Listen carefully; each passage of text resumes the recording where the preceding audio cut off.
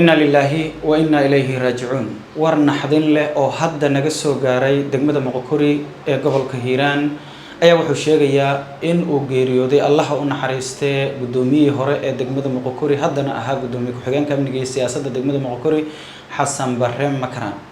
حسن برهم مكران أي وحلو حسوستا إن وها هاليدت كيس وقت أدب أسر شقيي ديج يدعانا أهري سدي دت كيس يحرنمو جاري الهاين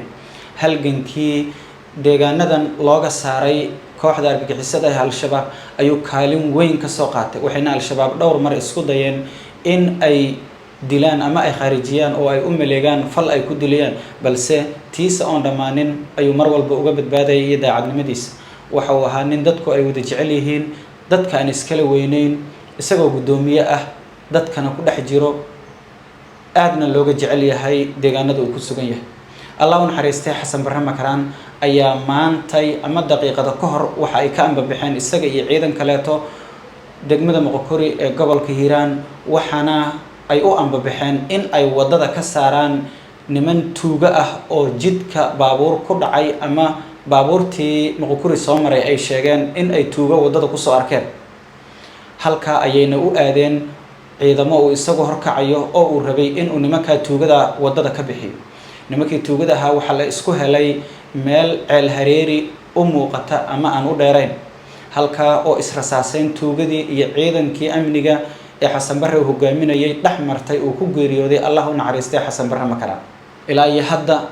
ma cadda in tuugadii jidka gashay la soo qabtay iyo in kale balse wararka hordhac ah ee naga soo gaaraya halkaasi waxay sheegayaan in meydka xasan barre Allah u naxariistay loo soo qaaday degmada Muqokuri ee gobolka Hiiraan nimankii tuugada ahaana ay baxsad yihiin oo ay ka carareen halkii israsaasayntu ay ka dhacday wadada dheer ee xiriirisa gobolada Hiiraan iyo Shabeellaha Dhexe isla markaana gawaaridu ay ku aadaan Muqdisho ayaa muddooyinkii dambe eeriyada degmada Muqokuri waxaa laga nastay tuugadii jidgooyooyinka ku jiray kadib markii xasan barre iyo guud ahaan maamulka degmada Muqokuri ay isku xilqaameen in qof allaale iyo qofkii wado lagu arko la dilo tuugadan oo maanta lagu sheegay wadada ayaa xasan barre Allah u naxariistay iyo ciidamada la socday waxay u aadeen in ay soo qabqabtaan ama soo dilaanba haddii ay ugu tagaan ayagoo wadada ku jiro balse tiisa ayaa halkaasi ku soo dhamaatay oo israsaasintii waxa ku geeriyooday gudoomiyihii hore ee degmada Muqokuri haddana ahaa gudoomiye ku xigeenka degmada Muqokuri xasan barre makara inna lillahi wa inna ilayhi raaji'uun